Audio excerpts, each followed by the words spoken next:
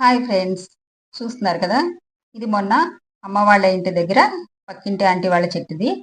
బాగా పండుతుందని చెప్పాను కదా. ఈరోజు కొంచెం ఖాళీ చేసుకొని పెట్టుకోవడానికి అయితే రెడీ అవుతున్నాను. ఆకునైతే శుభ్రం చేస్తున్నాను. దీనిలో అక్కడక్కడ కాళ్ళు ఉంటాయి కదా, వాటిలన్నిటిని తీసేసి మిక్సీ వేస్తాను.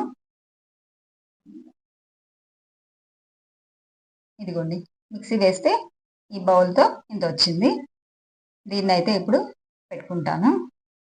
నాకైతే గోళ్ళకి పెట్టుకోవడం ఇష్టం ఉండదండి. గోరింటాకు గోళ్ళకి వదిలేసి చుట్టూరు పెట్టుకుంటాను. ఎందుకంటే నాకు నెయిల్ పాలిష్ వేసుకుంటాను అని ప్లెయిన్గా గోల్డ్ ప్లెయిన్గా ఉంటేనే ఇష్టం నాకు.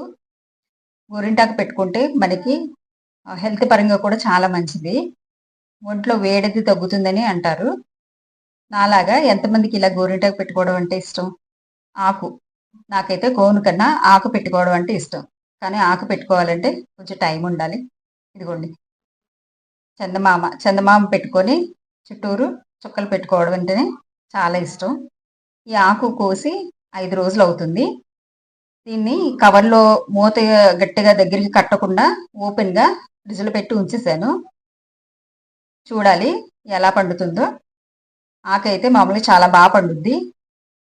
ఈ ఆకు ఇదిగోండి, ఒక చేతికైతే పెట్టుకున్నాను.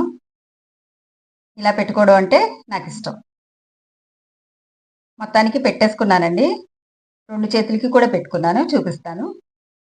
ఇదిగోండి, ఈ చేతికైతే నేను పెట్టుకున్నాను.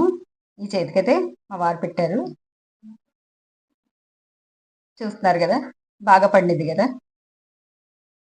ఫస్ట్ నేను పెట్టుకున్న చేతికి కొంచెం ఎక్కువసేపు ఉంచుకున్నాను. రెండో చేయికి లేట్ అయిపోయిందని తొందరగా తీసేసాను. అది కొంచెం లైట్గా ఉంది. చూస్తున్నారు కదా చేతులు ఎంత అందంగా ఉన్నాయో. Okay friends, bye bye.